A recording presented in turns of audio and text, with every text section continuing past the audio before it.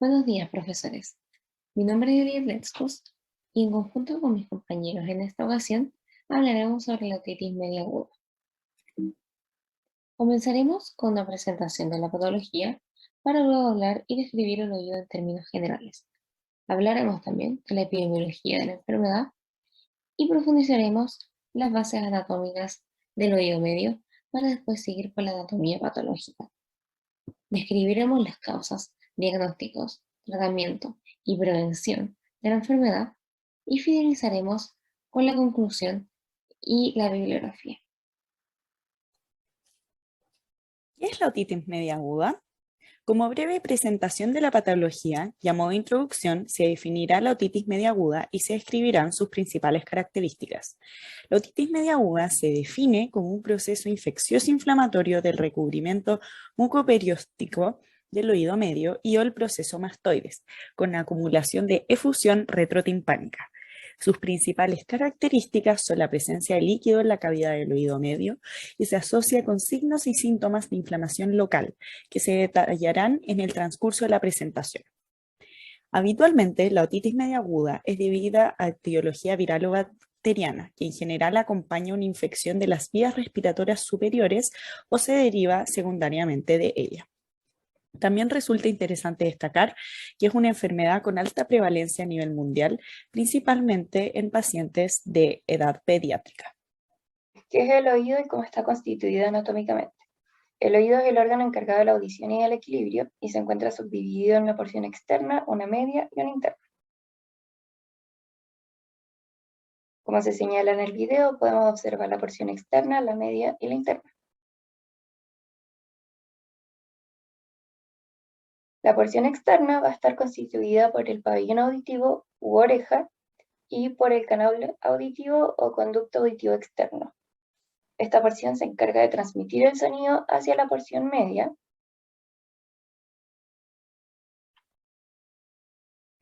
donde va a ser recepcionado por el tímpano y ser transmitido por la cadena de huesecillos hacia el oído interno.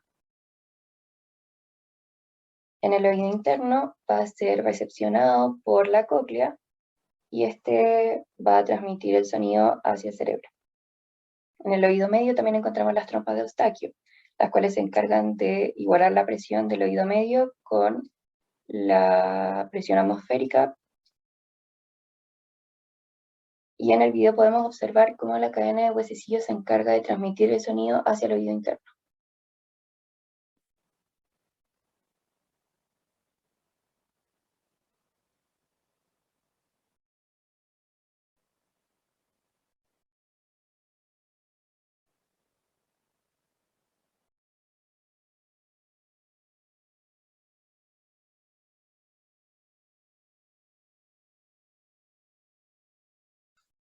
Una vez llegado el sonido al oído interno, este es recepcionado por el órgano vestibulococlear, el cual contiene la cóclea, y este órgano se encarga de mantener el equilibrio y de recepcionar el sonido, para transmitirlo por medio del nervio auditivo.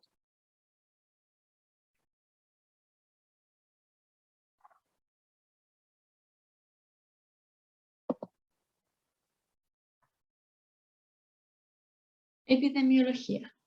Esta patología se presenta con mayor frecuencia durante el invierno, pero para los infantes menores de 1 año se puede presentar en cualquier época del año. Se estima que un 74% de los niños en edad escolar presenta por lo menos un cuadro de otitis media aguda antes de los 5 años.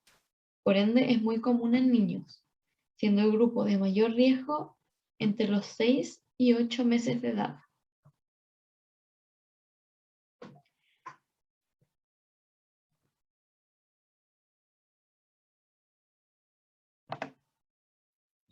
Ahora presentaré la anatomía del oído medio.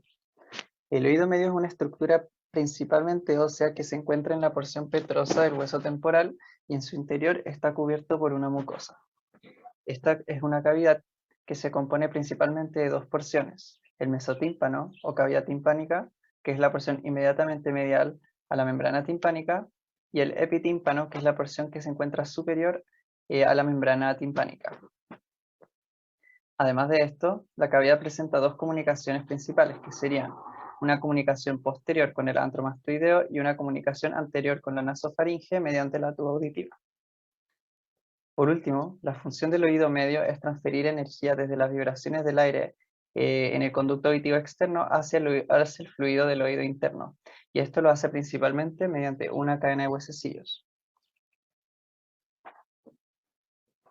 Ahora describiremos las paredes del oído medio, empezando con la pared medial. Esta es una pared que separa a la cavidad timpánica del oído interno. Presenta varias estructuras como sería el promontorio, la ventana vestibular, la ventana coclear y la prominencial facial. El promontorio es una proyección lateral de la espiral basal de la cóclea, mientras que la ventana vestibular conecta la cavidad timpánica con el vestíbulo del oído interno, pero se encuentra cerrada por la base del estribo. Después, la ventana coclear, o redonda, se encuentra inferior a la ventana vestibular, de la cual se separa por una extensión posterior del promontorio denominada subículo.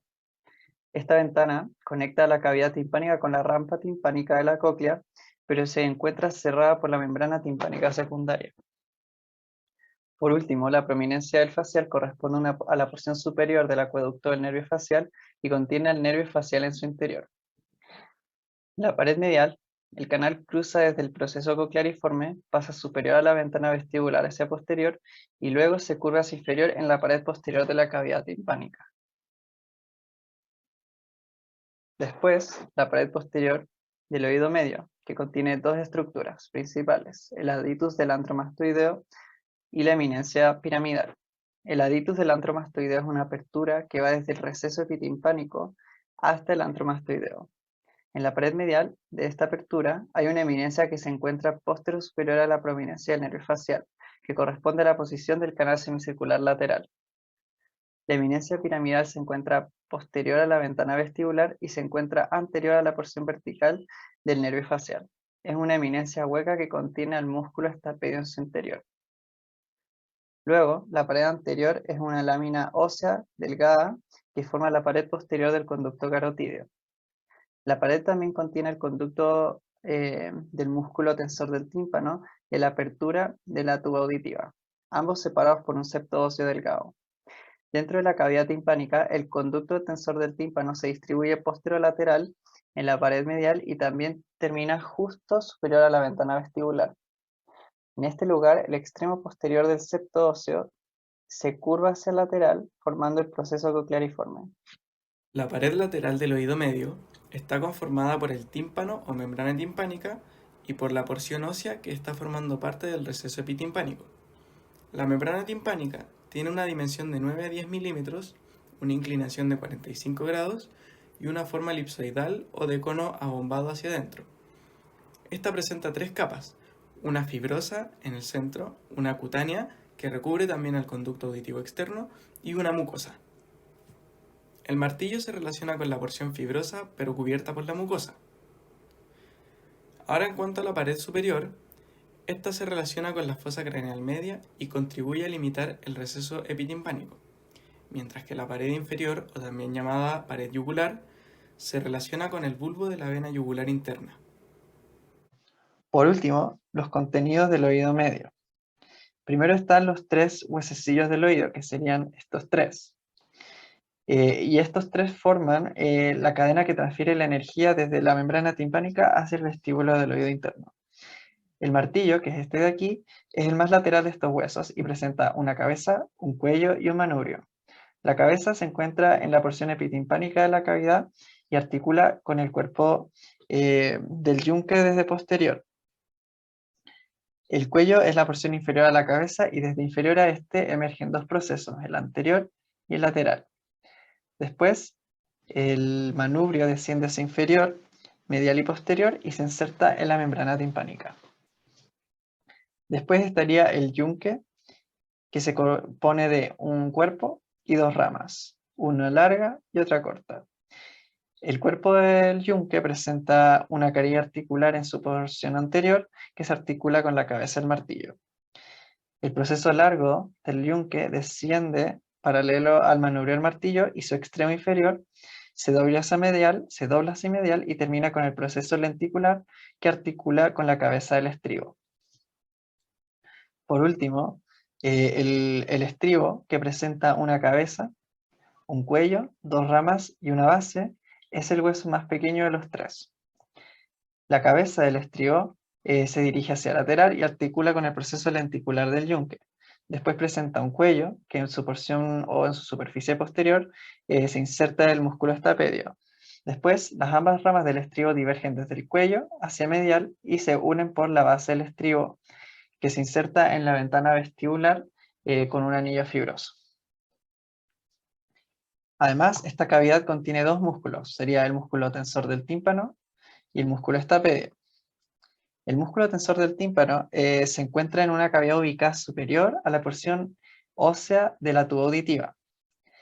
Este músculo va desde la parte cartilaginosa de la tuba auditiva y la parte adyacente del ala mayor del esfenoides. Desde ahí pasa hacia posterior dentro de su propio canal y llega al proceso cocleariforme, donde se inserta hacia lateral con el manubrio del martillo.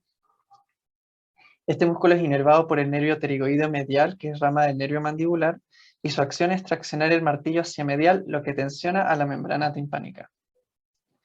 Por el otro lado, el músculo estapedio nace de la cavidad que se encuentra dentro de la eminencia piramidal y su tendón emerge del vértice para insertarse en el cuello del estribo. Este músculo se inerva por una rama del nervio facial y su acción es traccionar al estribo hacia lateral. Ambos músculos, en conjunto, reaccionan a los sonidos de alta intensidad para disminuir las vibraciones de la cadena de huesecillos. El oído medio también contiene la cuerda del tímpano y al plexo timpánico. La cuerda del tímpano es una rama que nace desde la porción mastoidea del nervio facial, la cual ingresa a la cavidad timpánica mediante un orificio ubicado en el ángulo entre la pared posterior y lateral de esta, posterior a la membrana y con una posición variable. La relación que tiene la cuerda del tímpano con la membrana timpánica y la mucosa del oído medio explica por qué se pierde el gusto cuando hay una otitis o faringitis. En cuanto al plexo nervioso timpánico, este está formado por el nervio timpánico y los nervios carótido timpánicos. El primero es rama del nervio glosofaringio y los otros provienen del plexo pericarotidio, los cuales traen fibras simpáticas postsinápticas.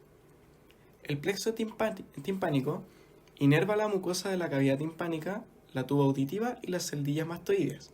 El nervio petroso menor es una continuación del nervio timpánico que nace de este plexo. Este sale de la cavidad por un conducto que se encuentra inferior al del músculo tensor del tímpano y después emerge de la superficie anterior de la porción petrosa del hueso temporal para pasar por el foramen oval y llegar al ganglio óptico. A continuación, hablaré sobre la anatomía patológica. Además de lo ya mencionado, que sería que el oído medio se encuentra invadido por líquido, en la otitis media aguda se puede observar otros componentes anatómicos desde el exterior de la membrana timpánica, que son los que se hablarán a continuación. De manera general, esta enfermedad puede producir que la membrana timpánica se encuentre congestiva, hiperémica, que sería que hay un aumento en la irrigación de esta, abombada hacia lateral o hacia exterior, eritematosa, que sería sinónimo de enrojecida, con zonas amarillas y en algunos casos puede presentar vesículas en su superficie. Además, en algunos casos también se ha presentado torrea, que sería la emisión del flujo purulento por el conducto auditivo externo, debido a una perforación que eventualmente con el tiempo se debería de cerrar. También se pierde la porción flácida, el martillo, el ombligo, la porción tensa y el triángulo luminoso.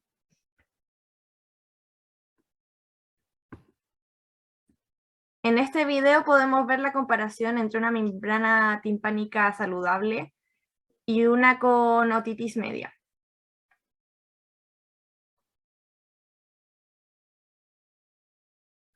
También se explican los elementos anatómicos que yo mencioné anteriormente.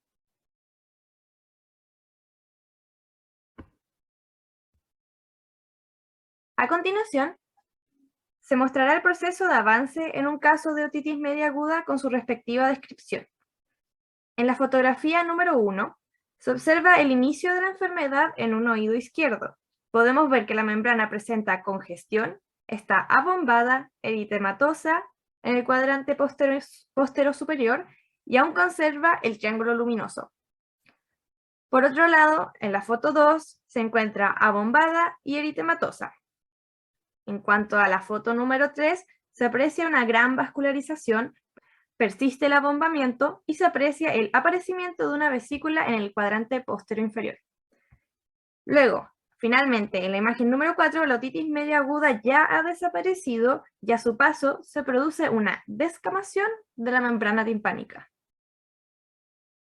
La otitis media aguda se produce a causa de una infección por virus o por bacteria. Esto se produce por complicaciones en resfríos comunes o alergias. Esta infección va a atacar a las trompas de Eustaquio, las cuales van a inflamarse y esto va a derivar en su bloqueo. Gracias a esto se va a producir una acumulación de líquidos en la porción media del oído y estos líquidos se van a poder infectar y dar origen a los síntomas de esta patología. Aunque la otitis media aguda puede aparecer a cualquier edad, es mucho más frecuente en niños de edades comprendidas entre los 3 meses y los 3 años. Esto se debe a que en este intervalo de edad las estructuras del oído medio aún no terminan su desarrollo. En el caso de las trompas de Eustaquio, estas son mucho más estrechas y horizontales, lo que hace mucho más difícil su drenaje y por tanto son mucho más propensas a obstruirse. Para el diagnóstico de la otitis media aguda, una adecuada semiología acompañada de una exploración juiciosa van a ser esenciales. Antes del inicio de los síntomas de la otitis media aguda, que son en su mayoría síntomas inespecíficos a excepción de la otorrea, y correspondería al flujo mucoso o purulento evacuado a través del conducto auditivo externo, es frecuente que el paciente presente síntomas de infección en las vías respiratorias altas. Los criterios de diagnóstico de certeza de la otitis media aguda incluyen el inicio súbito de los síntomas en un rango de dentro de 48 horas, la otalgia, es decir, el dolor de oído, y también líquido en el oído medio y signos y síntomas específicos de inflamación del oído medio. Los síntomas no específicos de la otitis media aguda, como fiebre, cefalea, irritabilidad, tos, rinitis, vómito, diarrea y anorexia, son comunes en infantes y también en niños pequeños. También se pueden presentar diversas alteraciones en la membrana timpánica, como por ejemplo inflamación, engrosamiento, abombamiento, opacidad, presencia de bulas, depósito de fibrina y también una coloración de tipo más bien blanco-amarillenta y reducción de la movilidad. Específicamente, los niños mayores con frecuencia se quejan de otalgia que interfiere en las actividades normales del paciente, mientras que los lactantes se vuelven irritables y tiran del oído afectado. También algo muy característico es el despertar brusco y también el llanto desconsolado varias horas después de un sueño profundo o la irritabilidad diurna injustificada y prolongada. La anamnesis va a ir dirigida a recoger los datos clínicos que permitan diferenciar la otitis media aguda de otras entidades otológicas. La otitis media serosa, por ejemplo, es la principal causa de confusión por su frecuencia y también porque puede preceder o también suceder a la otitis media aguda. El dato clínico clave para diferenciarla es que la otitis media serosa cursa sin síntomas inflamatorios agudos. El examen físico se realiza a través de la inspección, exploración por otoscopía del conducto auditivo externo, del tímpano y a través de sus defectos de la caja del tímpano. La otoscopía es esencial para el diagnóstico, puesto que permite identificar si se presentan los síntomas específicos de la inflamación del oído medio. También se suele realizar una neumotoscopía para evaluar la movilidad timpánica. A continuación será una breve comparación entre los resultados de una otoscopía de un oído medio sano y un oído medio en presencia de otitis media aguda. Como se describió previamente en la anatomía normal y patológica, en la imagen de la izquierda es posible reconocer el resultado de una otoscopía de un oído medio sano. Sus principales características son que la membrana timpánica presenta su coloración perlada, grisácea o amarillenta en su pars dens, una superficie lisa y movilidad al ejercer presión neumática, y en general referencias anatómicas específicas, las cuales ya fueron descritas previamente. Por otra parte, en la imagen de la derecha se encuentra lo que se observa al encontrarse con un oído medio que presenta otitis media aguda, abombamiento moderado o severo de la membrana timpánica, que es acompañado por una coloración muy roja o moderadamente roja. También puede presentar efusión timpánica, la presencia de otorrea y o eritema. ¿Cómo se realiza una otoscopía correctamente? Primero se debe realizar una inspección del pabellón auricular y proceso mastoides. Luego se procede a la otoscopía con un mango con amplificación. Es preciso sostener el mango del otoscopio con la mano que coincida con el lado del oído explorado. Por ejemplo, al explorar el oído derecho, como se ve en el video, el oído derecho del paciente, se sostiene el otoscopio con la mano derecha y a su vez con la mano contraria se endereza el conducto auditivo externo por medio de una tracción del pabellón hacia póstero superior para la introducción del otoscopio en adultos, y en el lactante y en niño pequeño se debe traccionar por su parte el pabellón auricular hacia póstero inferior. Esto para poder rectificar el conducto auditivo e introducir el otoscopio cuidadosamente. Se deben utilizar espéculos acordes con el tamaño del conducto auditivo. Finalmente, se debe visualizar el conducto auditivo externo y la membrana timpánica hacia medial. Para la elección del tratamiento adecuado de la otitis media aguda, se deben considerar diversos factores. Entre ellos, la edad del paciente, el estadio clínico, si existen tratamientos previos y el tiempo de evolución. Hay dos tendencias respecto a la estrategia del manejo de esta patología: el tratamiento antibiótico inmediato o la observación estricta junto a la reevaluación. Todo esto dependiendo de las características del paciente y del cuadro clínico en específico. Si bien la resistencia a antibióticos ha ido aumentando en los últimos años, la otitis media aguda aún se considera sensible a la amoxicilina, por lo que se recomienda su uso como primera línea. En el caso de fracaso de este tratamiento antibiótico, pueden utilizarse asociaciones con beta-lactámicos y o cefalosporinas, dejando en forma excepcional clindamicina o quinolonas. Aquellos niños con otitis media aguda recurrente requerirán evaluación por un especialista para mayor estudio de tratamiento. Como el dolor de la otitis media aguda suele ser muy intenso e invalidante y además suele provocar angustia no solo en el paciente, sino que también en sus familiares, se recomienda prescribir analgésicos, ya sea que se va a compensar con la terapia antibiótica o no. Uno de los analgésicos más comunes usados para la otitis media aguda es el ibuprofeno. La finalidad del tratamiento adecuado de la otitis media aguda radica en acortar la duración de los síntomas, evitar recurrencias y las potenciales complicaciones intra y extracraneales, ya que estas implican una importante comorbilidad e incluso el riesgo de muerte. En el funcionamiento sano del oído medio, las ondas que llegan al tímpano hacen que éste vibre. Estas perturbaciones llegan a los huesecillos del oído, o sea, al martillo, al yunque y al estribo, los cuales se mueven junto con la membrana timpánica y transmiten estas vibraciones iniciales a la cóclea. La cavidad que forma al oído medio se comunica medialmente con la faringe a través de la trompa de Eustaquio o faringotimpánica. Las actividades fisiológicas de la trompa de Eustaquio son varias, entre las cuales destacan mantener la presión del oído medio a un nivel atmosférico, prevenir el reflujo de contenido de la nasofaringe al oído medio y eliminar secreciones del oído medio mediante el transporte mucociliar. Con respecto al funcionamiento patológico del oído medio, cuando la trompa de Eustaquio presenta obstrucción tanto anatómica como funcional, se producirá una falla en la regulación normal de la presión del oído medio. Es usual que la obstrucción funcional se presente como una consecuencia de la falla en el mecanismo muscular normal de la apertura de la trompa. La prevención. Es importante disminuir los factores de riesgo para el desarrollo de la otitis media aguda, ya sean los propios del paciente o los ambientales.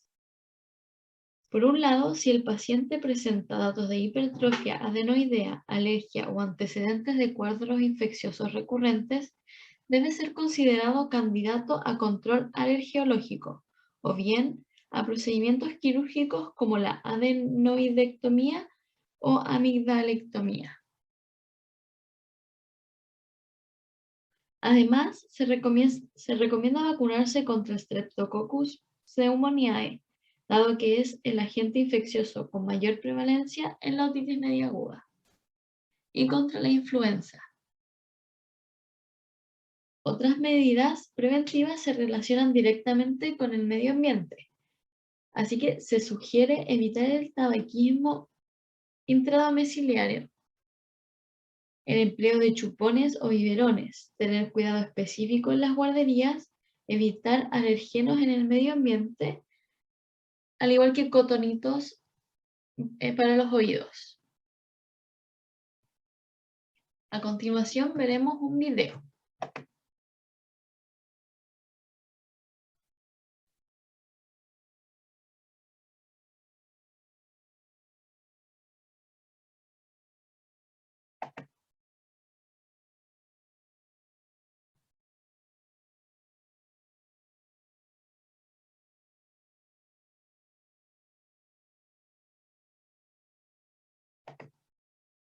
La otitis media aguda se puede prevenir eliminando los factores ambientales como evitar la exposición al humo del tabaco. También alguna otra medida es evitar el uso de chupones, evitar el uso de biberones y por el contrario se debe incentivar a la lactancia materna exclusiva en los 6 primeros meses de edad. Además, están recomendadas la vacunación contra la influenza y el Streptococcus pneumoniae, ya que se ha visto que reducen la incidencia de esta patología.